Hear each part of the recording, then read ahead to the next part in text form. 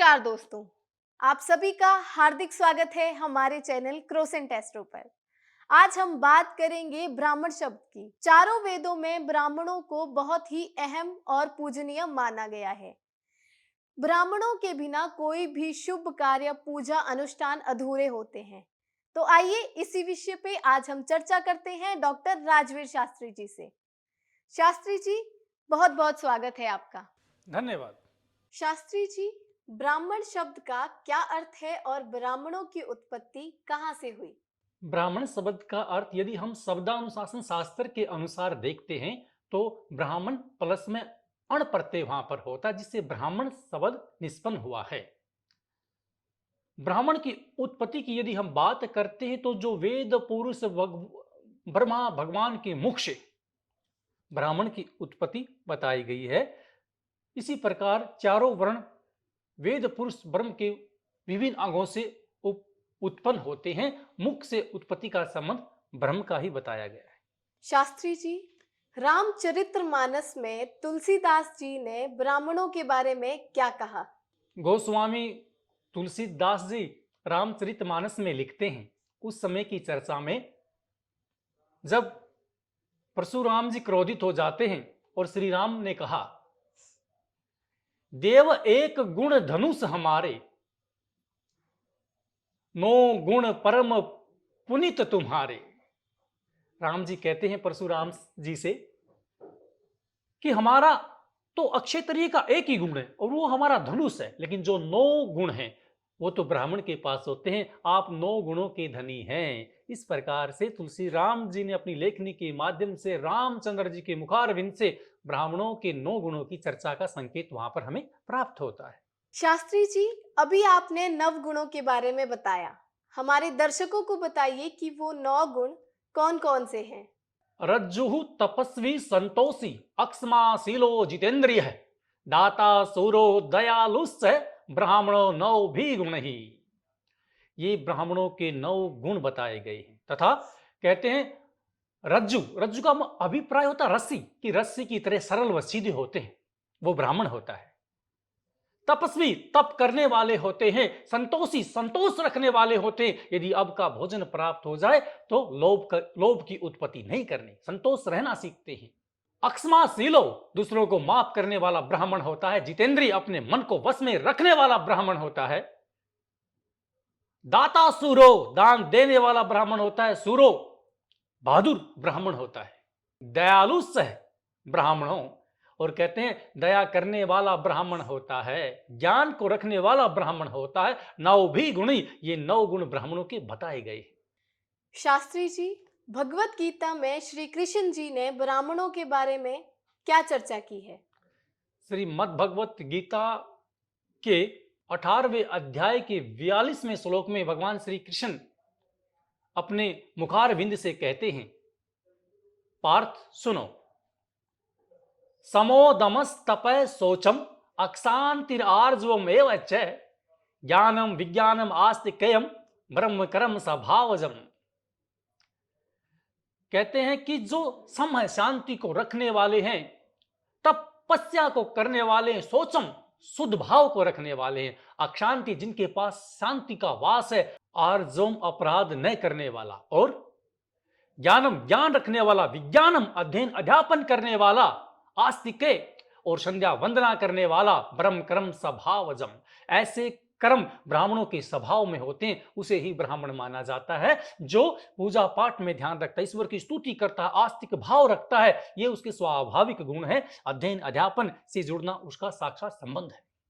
शास्त्री जी, अब आप हमें बताइए कि भगवान विष्णु ने ब्राह्मणों के आशीर्वाद के बारे में क्या संदेश दिया है? भगवान कहते हैं ब्राह्मणों के विषय में, विपर प्रसादात धरणी धरोहम, विपर प्रसादात कमला वरोहम, विपर प्रसादात अजिता जितोहम, विपर प्रसादात मम नाम राम नामम।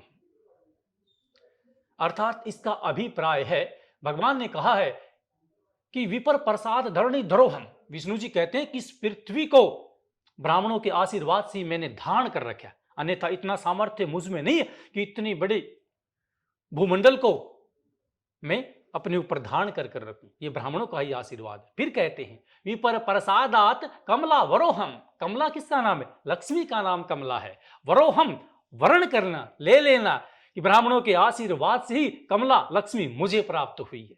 ये भी ब्राह्मणों का ही आशीर्वाद है जो लक्ष्मी विष्णु जी के पास में बैठकर उनके चरण दबाती है। फिर कहते हैं विष्णु जी विपर प्रसादात ऐ जीता जीतो हम। ब्राह्मणों के आशीर्वाद से मैंने प्रत्येक युद्ध को जीता है। तथा विपर प्रसादात मम राम नामम, कि ब्राह्मणों के आशीर्वाद से इस जगत में मैं राम नाम से प्रसिद्ध हुआ हूं। भगवान विष्णु खुद कहते कि ब्राह्मण और गौ के सामने मैं स्वयं नतमस्तक होता हूं, उनको प्रणाम करता हूं, इसलिए उसका सम्मान करना चाहिए, स्तुति करनी चाहिए। जब भी जिस भी रूप में वो मिले वो हमारे लिए कल्याणकारी ही सिद्ध होता है। इसलिए ब्राह्मण सर्वदा सम्मानीय है।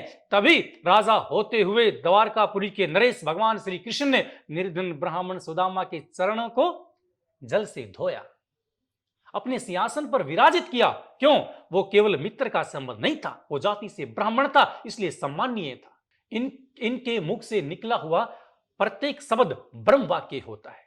इसलिए कहा जाता कि ब्राह्मण का कभी अपमान नहीं करना चाहिए। यदि वो रुष्ट होकर किसी को शाप दे दे, उसके मुंह की बात सत्य घटित हो जाती है। इस प्रकार के अनेकों उदाहरण इस प्रकृति के ऊपर हमें प्राप्त होते हैं। दुर्वासा ऋषि ने किसी को शाप दे दिया, शाप घटित हो गया। अभिज्ञान शाकुंतल में हुआ क्या? जो कन्यापति की याद में, जिसका नाम शकुंतला था, दुर्वासा की भिक्षा मांगने पर कुछ न दे सकी, तो उस ब्राह्मण ने उसे शाप दिया, जाओ जिसकी याद में तुम डूबी हो, समय आने पर वही तुझे भूल जाएगा। और ये साक्षात हुआ। इसलिए ब्रह्म के द्वारा निकला हुआ वाक्य सर्वदा सत्य घटित होता है, इसलिए कभी भी उसका अनादर नहीं करना चाहिए। शास्त्री जी, ब्राह्मणों का सम्मान क्यों करना चाहिए? हमारे मंत्रों में बताया गया है, देवाधीनम जगत सर्वम मंत्राधीना स देवतः ते मंत्रहा ब्राह्मणा हीना तस्मात् ब्राह्मणो देवतः। ये जितना भी जगत है, संसार है, ये किसके अधीन है? ये देवताओं के अधीन है। और देवता किसके अधीन है? देवता मंत्रों के अधीन है। मंत्र स्तुति से हम देवताओं को आमंत्रित करते हैं, मंत्रों की भाषा देवता समझते हैं। तो देवता मंत्र के अधीन है और ये मंत्र ब्राह्मणों के अधीन है। ये मंत्र ब्राह्मणों के अधीन है, इसलिए ब्राह्मण देवता है। अर्थात देवता के साथ माध्यम जोड़ने के लिए एक ऐसा वर्ण देवताओं ने बनाया है जो साक्षात अपने मुख से जिसकी उत्पत्ति की, जिसे हम ब्राह्मण देवता कहते हैं। इसलिए ये सर्वदा पूजनीय ही होता है। विप्राणाम यत्र पूजन्ते रमन्ते तत्र देवता। जहां ब्राह्मणों का सम्मान होता है वहां देवता वास करते हैं। ऐसी संस्कृति शुक्तियां, अनेकों मंत्र हमें यहां प्रसिद्ध मिल जाएंगे जो साक्षात भगवान के मुखारविंद से निकले हैं। यदि कोई ब्राह्मण वेद से भी विहीन है, उसको वेद की जानकारी नहीं है, परंतु जन्मजात, लेकिन जन्म से ब्राह्मण के घर में उसका जन्म है, वो तब भी सम्माननीय होता है, तब भी उसका सम्मान करना चाहिए। क्योंकि तुलसी का पत्ता छोटा हो या बड़ा हो, प्रत्येक अवस्था में हमारा कल्याण ही करता है। इसलिए प्रत्येक अवस्था में ब्राह्मण सम्माननीय होता है। आप देहात या ग्रामीण क्षेत्रों में देखेंगे तो ब्राह्मण का यदि छोटा बच्चा होगा, उसे भी दादा या देव समझकर संबोधित किया जाता है, उसका सम्मान किया जाता है कि इसका जन्म ब्राह्मण के घर में है। और ये सृष्टि पूरी प्रकृति का एक माध्यम है। यदि देव मार्ग को दिखाने वाला, अध्ययन या शिक्षा, धर्म का ज्ञान देने वाला धर्म प्रचारक, धर्म गुरु है, तो उसका साक्षात संबंध ब्राह्मण के साथ जुड़ता है। प्राचीन काल में चारों वर्णों के काम अलग अलग प्रकार से बटे हुए थे। क्षत्रिय काम है समाज की रक्षा करना, वैश्य का काम व्यापार करना, शूद्र का धर्म साफ सफाई करना, और ब्राह्मण का कर्म था इस जगत को, इस समाज को शिक्षित करना, अध्ययन अध्यापन करना। इसीलिए इन्हें विभिन्न कार्यों में बांटकर ईश्वर ने इन वर्णों को अपने शरीर से बनाया है। ये चारों परमात्मा के अंग है, चारों वर्ण, और ये इस जगत के ऊपर चलाते हैं। शास्त्री जी, ब्राह्मणों का अपमान क्यों नहीं करना चाहिए?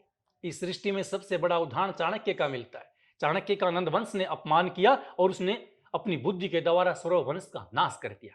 क्योंकि कहा भी जाता है, विप्रो वृक्ष मूलम च संध्या वेदा शाखा धनम कर्माणि पत्रम तस्मात् न मूलो यत्नो रक्षणीयम चीने मूलो नेवय शाखा न पत्रम। ब्राह्मण का जो मूल, जो शक्ति, उसकी संध्या है। यदि और जो वेद की 4 शाखाएं, वो ब्राह्मण की भुजाएं हैं। यदि आप ब्राह्मण का सम्मान नहीं करोगे, यदि ब्राह्मण संध्या वंदना नहीं करेगा, न तो उसके पत्ते रहेंगे, न मूल रहेगा, न उसकी शाखाएं रहेंगी, वो पेड़ टूट कर गिर जाएगा। इसलिए ब्राह्मण को भी संध्या करते हुए ईश्वर की स्तुति करनी चाहिए। शास्त्री जी, ब्राह्मणों के बारे में हमें और हमारे दर्शकों को ढेर सारा ज्ञान देने के लिए आपका बहुत बहुत धन्यवाद। अभिवादन करते हैं आपका। उम्मीद है कि आज के विषय से आप सभी को भी ढेर सारा ज्ञान प्राप्त हुआ होगा। ब्राह्मणों का हमें सम्मान करना चाहिए और उनका आदर करना चाहिए और प्रत्येक पूजा पाठ में उन्हें आमंत्रित करना चाहिए। ऐसी ही नई नई जानकारी जानने के लिए हमारे साथ जुड़े रहिए क्रोसेंट एस्ट्रो पर। धन्यवाद।